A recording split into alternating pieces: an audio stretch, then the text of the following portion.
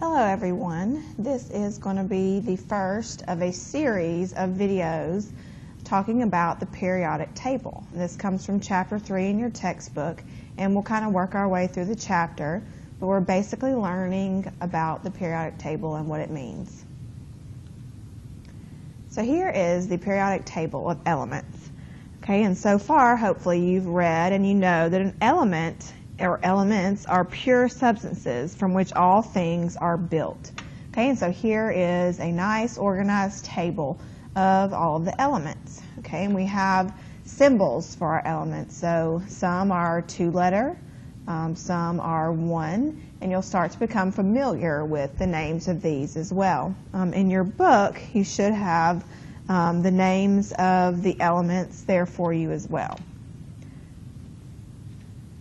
The first thing that we want to talk about is that the vertical columns or the vertical rows that we have here, these are called groups. Okay, so this would be group 1A, 2A, 3, 4, 5, 6, 7, 8. Okay, so anything that's vertical, these are even groups through here. Okay, if you are running horizontal, so from left to right, these are known as periods.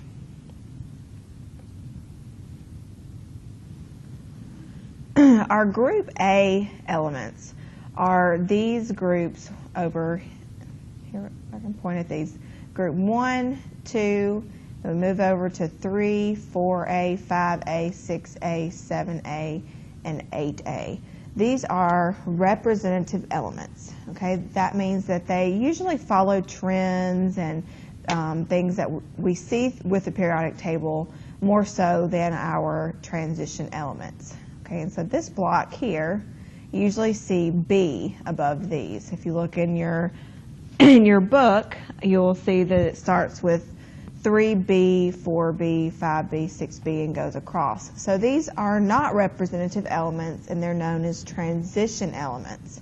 Okay, and these are metals as well. Okay, our group 1 has a common name or a classification, and we call these the alkali metals. So even if you look at group 1 on yours, we'll go back here. So this group here, so lithium, sodium, potassium, rubidium, these are all group 1A elements, and they are known as alkali metals. Group 2, they're known as alkaline earth metals. Okay, so we'll go back. So things like magnesium, calcium. Okay, so we'll go back over here. These are our alkaline earth metals. Okay, and then this area in here, these are our transition elements, and these are metals as well.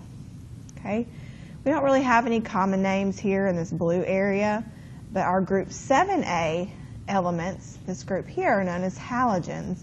These are things like fluorine, chlorine, bromine. Okay, one common or classification that you're going to become very familiar with are the noble gases. Okay, and this is group 8A, and these are our noble gases. So if we look back at our periodic table, things like helium, neon, argon, krypton, these are all noble gases.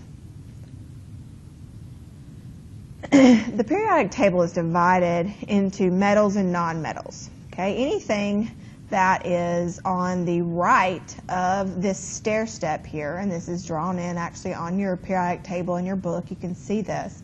Anything to the right of the stair step is a non-metal. Okay, and so about only 20% of our metals of our elements are non-metals.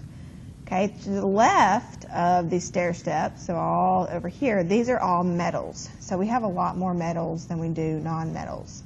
Okay, and anything that touches the stair step, okay, as we go down, these are metalloids, and they have properties of both a metal and a non-metal.